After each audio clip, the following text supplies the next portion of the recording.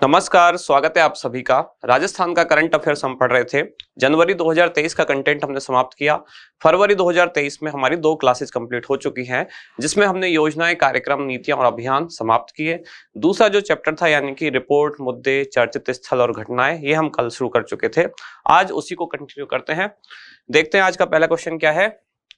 हाल ही में Rajasthan export promotion council यानी कि REPC ने राजस्थान इंटरनेशनल एक्सपो के पहले संस्करण के सफल आयोजन हेतु विभिन्न देशों के चैम्बर ऑफ कॉमर्स के साथ MOU हस्ताक्षरित किए। तो यहां तक केवल इंफॉर्मेशन ही दी गई है कि REPC ने विभिन्न देशों के चैम्बर ऑफ कॉमर्स के साथ MOU हस्ताक्षरित किए हैं। अब पूछा क्या गया है कि राजस्थान इंटरनेशनल एक्सपो के पहले संस्करण का आयोजन निम्नलिखित में से किस स्थान पर किया गया। क्वेश्चन काफी बड़ा है लेकिन पूछी बहुत छोटी सी चीज गई है। कई बार क्वेश्चन की लैंग्वेज इतनी बड़ी होती है, ऐसा लगता है बहुत टफ क्वेश्चन है, पर जो पूछी गई है चीज वो बहुत ही सिंपल सी है कि राजस्थान इंटरनेशनल एक्सपो के पहले संस्करण का आयोजन कहाँ किया गया। इंटरनेशनल, ये ना है, ये ला है।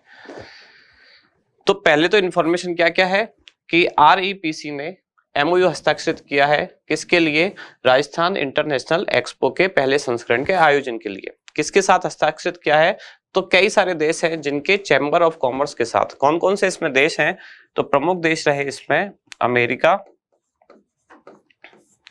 रूस और UAE, संयुक्त अरब अमीरात, इनके साथ MOU हस्ताक्षरित किया। अब पूछा गया है राजस्थान इंटरनेशनल एक्सपो, इसके पहले संस्करण का आयोजन कहाँ किया गया। ऑप्शन है जोधपुर, जयपुर, उदयपुर या कोटा। तो उत्तर है इसका जोधपुर। जोधपुर का भी जो क्षेत्र है बोरानाड़ा,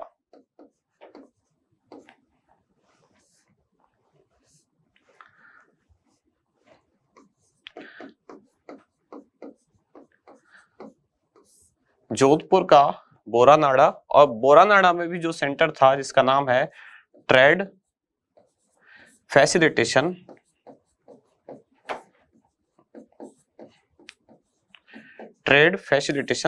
सेंटर, यहां इसका आयोजन किया गया। किसका, राजस्थान इंटरनेशनल एक्सपो का। कब किया गया, मार्च में किया गया, 20-22 मार्च को इसका आयोजन किया गया। इसकी घोषणा की गई थी राज्य सरकार का जब बजट आया, नया वाला बजट 2023-24 में कहा गया कि प्रतिवर्ष ऐसा एक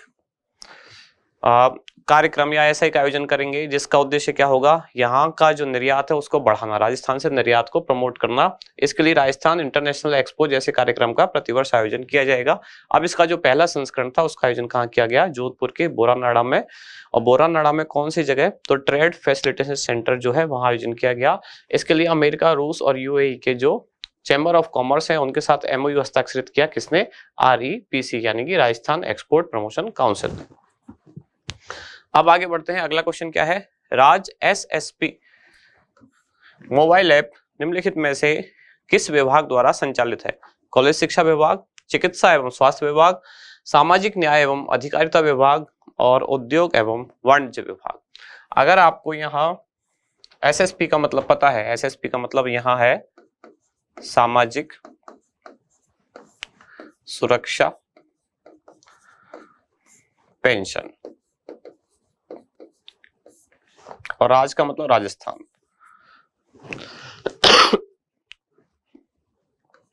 तो राजस्थान सामाजिक सुरक्षा पेंशन।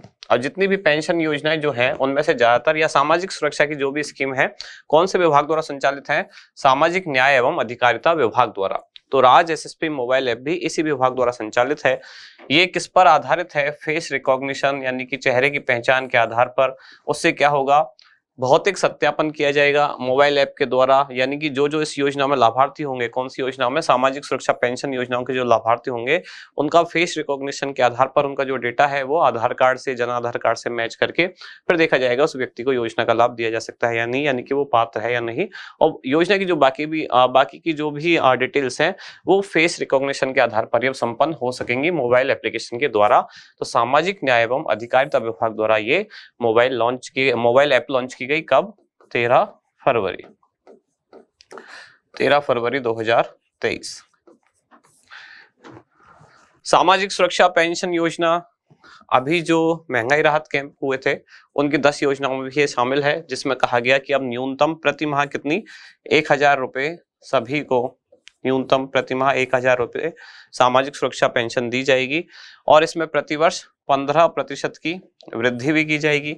ये वृद्धि एक वर्ष में 2 बार होगी, यानी कि 5% वृद्धि होगी जुलाई में और 10% वृद्धि होगी जनवरी में, सामाजिक सुरक्षा पेंशन योजना। अगला क्वेश्चन क्या है, राज्य सरकार भू पर्यटन को बढ़ावा देने के लिए जियो हेरिटेज साइट के संरक्षण और संवर्धन के लिए कार्य योजना तैयार कर रही है। इस क्रम में खान विभाग द्वारा इनमें से किसे या किन्हें हेरिटेज साइट के रूप में चिन्हित किया गया है। यहाँ हेरिटेज साइट में एक शब्द मिसिंग है, ये है किसे या किन्हें जियो हेरिटेज साइट के रूप में चिन्हित किया गया है, और ये चिन्हित भी गलत लिखा हुआ है।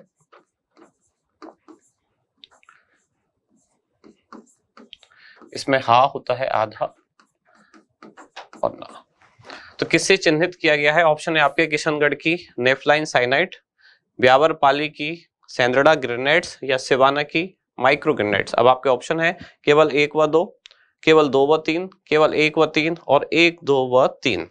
तो किशनगढ़ की जो नेफ्लाइन साइनाइट और ब्यावर पाली की सेंद्रडा ग्रेनाइट, ये वो 2 साइट्स हैं जिनको जियो हेरिटेज साइट्स के रूप में चुना गया है। सिवाना जो जालौर में है, जालौर सिवाना की ये जो माइक्रो ग्रेनाइट साइट है, ये किस लिए चर्चा में रही? यहाँ रेयर अर्थ मेटल्स मिले हैं। ये रेयर अर्थ मेटल्स क्या होते हैं? जो तरह तरह की इलेक्ट्रॉनिक डिवाइस है उनमें काम में आते हैं, किसी की रिचार्जेबल बैटरी बनाने में, किसी की और कुछ काम में, यानी कि इलेक्ट्रॉनिक डिवाइस में काम आते हैं। ज्यादातर ये रेयर अर्थ मेटल जो है लगभग 95% कहाँ होते हैं? इनका उत्पादन होता है चीन में। राजस्थान में अभी 4 जगह ये होने की वो मिली है सूचना। कहाँ कहाँ 4 जगह? एक तो बाड़मेर,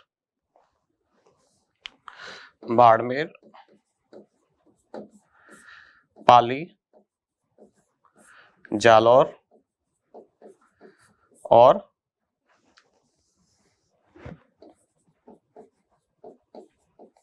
उदयपुर।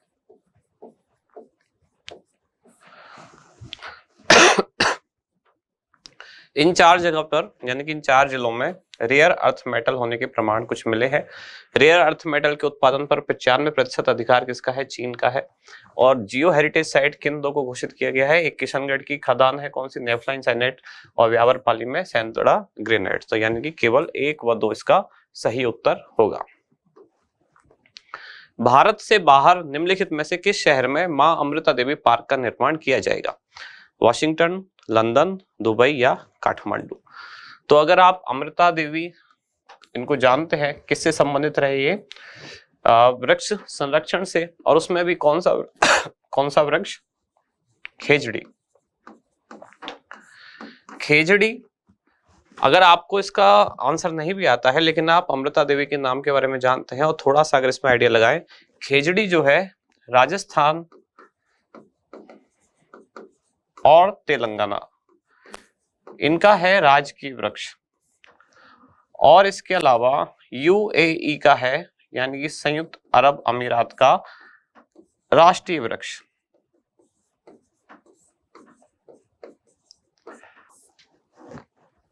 ऑप्शन में संयुक्त अरब अमीरात का एक शहर है दुबई, यूएई का, यानी यहां मां अमृता देवी पार्क विकसित किया जाएगा।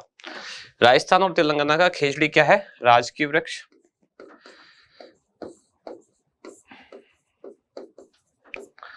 खेजड़ी का क्या होता है? साइंटिफिक या बॉटनिकल नेम क्या होता है? प्रोसोपिस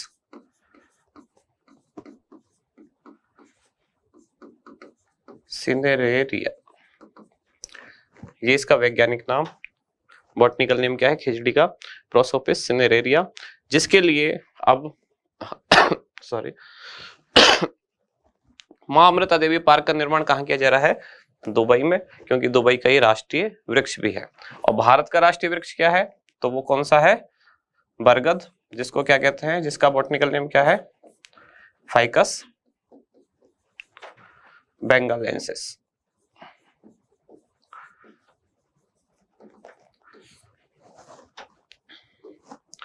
निम्नलिखित में से किस एक्सप्रेसवे के किनारे सौर ऊर्जा प्लांट विकसित करने हेतु national highways logistic management limited के साथ एमओयू हस्ताक्षरित किए गए हैं। यानी एक एक्सप्रेसवे है जिसके किनारे पर सौर ऊर्जा प्लांट विकसित किए जाएंगे और समझौता पत्र हस्ताक्षरित किया गया है, जिसमें एक पार्टी है national highways logistic management limited और दूसरी पार्टी कौन है, तो दूसरी पार्टी है इसमें जोधपुर डिस्कॉम। इन दोनों ने समझौता पत्र या एमओयू हस्ताक्षरित किया है। उत्तर कौन सा है इसका, अमृतसर भटिंडा जामनगर एक्सप्रेसवे। ये एक्सप्रेसवे राजस्थान में 3 जिलों से गुजरता है। कौन कौन से 3 जिले हैं, हनुमानगढ़, बीकानेर और जोधपुर। अब इसमें है क्या योजना में कि ये जो एक्सप्रेसवे होगा इसके किनारे किनारे पर सोलर प्लांट लगाए जाएंगे। सोलर प्लांट कहाँ लगाए जाएंगे, कुल कितने लगाए जाएंगे, कुल मिलाकर 6 सोलर प्लांट लगाए जाएंगे। आज 6 स्थानों पर और कितने, कुल 11 सोलर प्लांट लगाए जाएंगे। अब इनमें से एक स्थान है हनुमानगढ़ में, 4 स्थान है बीकानेर में और 1 स्थान है जोधपुर में। इस तरह से कुल 6 स्थानों पर 11 सोलर प्लांट लगाए जाएंगे। इसके लिए जो एमओयू हस्ताक्षरित किया है किसने, जोधपुर डिस्कॉम ने, किसके साथ, national highways logistic management limited के साथ। इंडिया आर्ट फेयर 2023 का आयोजन निम्नलिखित में से किस स्थान पर किया गया, धौलपुर हाउस नई दिल्ली, शिल्पग्राम उदयपुर, जवाहर कला केंद्र जयपुर या बीकानेर हाउस नई दिल्ली। तो नई दिल्ली के बीकानेर हाउस में आयोजन किया गया था इंडिया आर्ट फेयर 2023 का। और इसी बीकानेर हाउस में एक स्कल्पचर पार्क, इसका भी उद्घाटन किया गया था। किसके द्वारा, मुख्य सचिव जो राजस्थान की हैं, कौन, उषा शर्मा, इनके द्वारा यहाँ स्कल्पचर पार्क का भी उद्घाटन किया गया है। राज्य के लोगों को परमाणु बिजली के प्रति जागरूक करने हेतु बनाए जा रहे हॉल ऑफ न्यूक्लियर पावर का निर्माण कहाँ किया जा रहा है, तो ये किया जा रहा है कहाँ, जयपुर में। जयपुर में शास्त्री नगर में है जो विज्ञान पार्क, शास्त्री नगर का जो साइंस पार्क है, विज्ञान उद्यान या साइंस पार्क, यहां विकसित किया जाएगा क्या, हॉल ऑफ न्यूक्लियर पावर। अब इसमें 2 पार्टी के बीच में समझौता हुआ है। कौन कौन सा, एक तो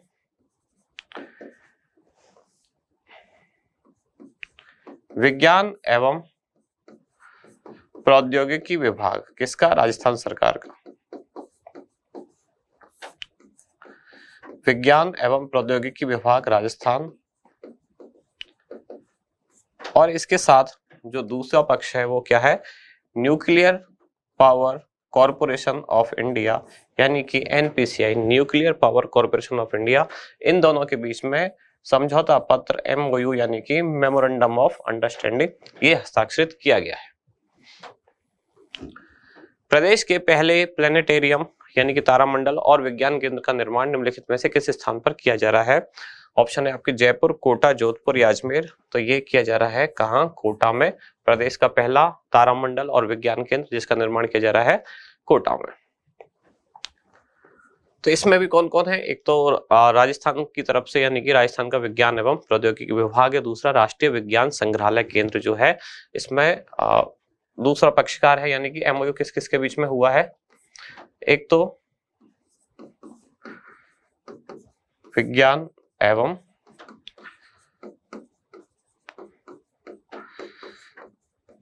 प्रौद्योगिकी विभाग, किसका, राजस्थान। और दूसरा क्या है, राष्ट्रीय विज्ञान संग्रहालय परिषद। इन दोनों के बीच में क्या हुआ है, एमओयू यानी कि memorandum of understanding. Rajasthan, Madhya Pradesh व उत्तर प्रदेश में चंबल नदी के किनारे बसे शहरों को रोड ट्रांसपोर्ट से जोड़ने हेतु बनाया जा रहा अटल प्रोग्रेस वे राजस्थान में किन जिलों से गुजरेगा। तो अटल प्रोग्रेस वे या इसी को कहा जाता है चंबल एक्सप्रेस वे।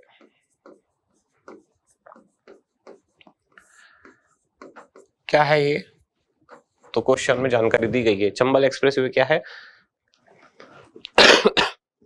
कि चंबल नदी के किनारे पे बसे जो शहर हैं उनको रोड ट्रांसपोर्ट से जोड़ा जाए। इसके लिए ये प्रोजेक्ट चलाया गया है। ये जो रोड बनाया जा रहा है जिसको नाम दिया गया है चंबल एक्सप्रेस वे या अटल प्रोग्रेस वे। अब पूछा गया है राजस्थान में कौन कौन से जिलों से गुजरेगा। कोटा बे 12 कोटा 12 धौलपुर, चित्तौड़गढ़ कोटा 12 कोटा बे चित्तौड़गढ़। ये जो अटल एक्सप्रेस वे या अटल प्रोग्रेस वे कहां से शुरू होगा तो उत्तर प्रदेश के इटावा से ये शुरू होगा, फिर एमपी के भिंड और मुरैना से होते हुए फिर प्रवेश करेगा कहां, कोटा राजस्थान। अब खास बात यह है राजस्थान में कहां से प्रवेश करेगा ये पूछा जा सकता है। तो राजस्थान में कोटा के खातौली से, खातौली जो कहां है, कोटा, यहां से राजस्थान में प्रवेश करेगा। इसके बाद फिर आगे जाएगा 12, तो 12 में भी कहां कहां, कराड़िया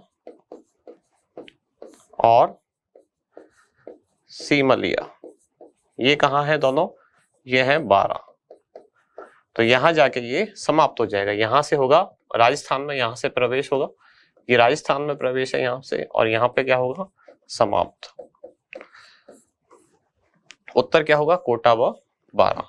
तो चंबल एक्सप्रेस वे यूपी के इटावा से शुरू होगा, भिंड मुरैना होते हुए राजस्थान में कोटा से प्रवेश करेगा, कोटा के कहां, खातौली से प्रवेश करेगा, और फिर 12 के कराड़िया सीमलिया में जाकर समाप्त हो जाएगा। उद्देश्य क्या है कि चंबल के किनारे जो बसे शहर हैं उनको रोड ट्रांसपोर्ट से जोड़ा जाए। निम्नलिखित में से कौन सा शहर देश का पहला नेट जीरो ग्रीन टाउन बनने जा रहा है। नेट जीरो ग्रीन टाउन का मतलब क्या है कि शहर की पूरी एनर्जी यानी कि पूरी तरह से सौर ऊर्जा संचालित, देश का पहला बनने जा रहा है पूरी तरह सौर ऊर्जा संचालित। कौन सा शहर है, ये बनने जा रहा है अजमेर का पुष्कर। अजमेर के पुष्कर में ही विश्व की सबसे ऊंची ऊंट की प्रतिमा, क्योंकि यहाँ पशु मेला लगता है पुष्कर में, तो राजस्थान का भी प्रतीक है ऊंट, एक तरह से राज के पशु भी है। तो अजमेर में पुष्कर में ही विश्व की सबसे ऊंची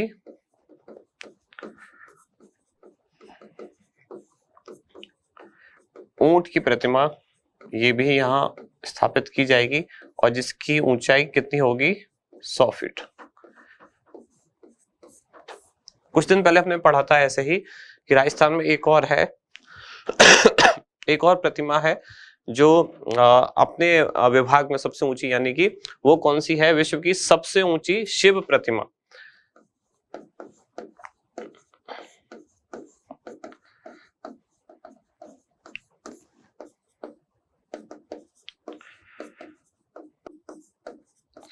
ये कहां है, विश्व की सबसे ऊंची शिव प्रतिमा, जिसको नाम दिया गया विश्वास स्वरूपम या स्टैच्यू ऑफ बिलीफ।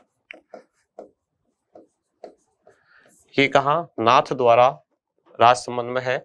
वहां भी कौन सी जगह, गणेश टेकरी जो पहाड़ी है, गणेश टेकरी कहां है, ये नाथ द्वारा, और नाथ द्वारा कहां है, राजसमंद।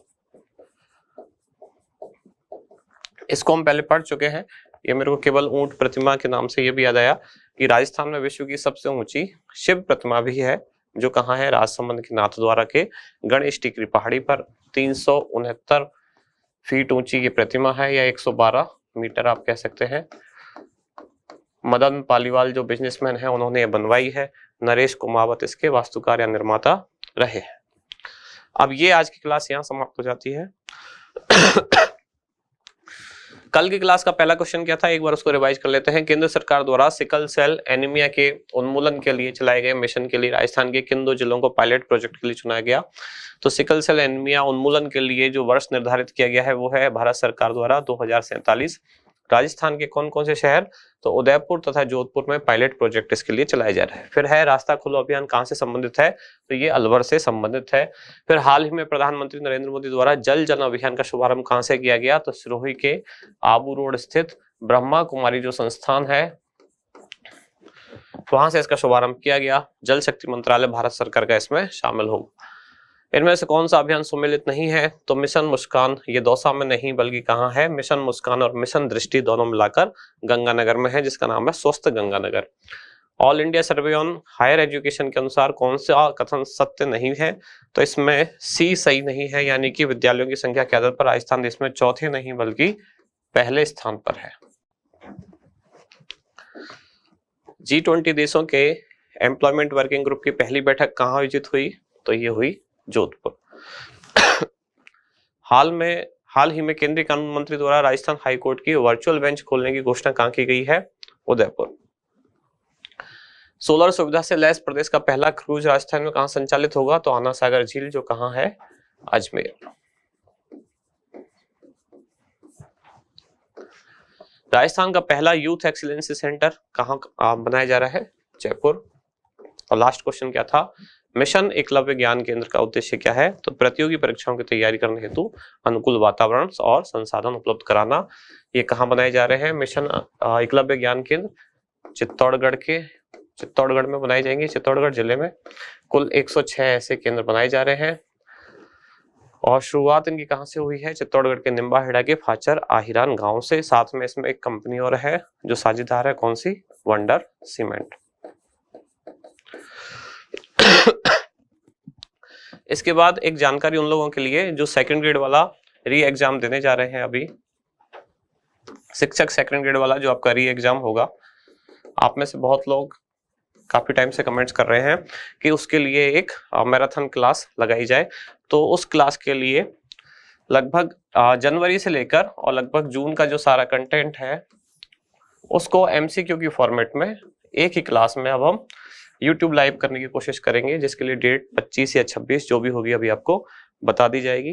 तो अगर आप वो क्लास देखना चाहें तो उसके लिए भी तैयार रहें। जनवरी से जून तक का जो कंटेंट है 2023 का, वो हम MCQ फॉर्मेट में, यानी कि जो क्वेश्चन बन सकते हैं इस 6 महीने के करंट अफेयर्स में, उस सभी को एक लाइव क्लास में YouTube पर आपके साथ डिस्कस करेंगे। तो यहाँ समाप्त होती है आज की क्लास। हम मिलते हैं कल। धन्यवाद।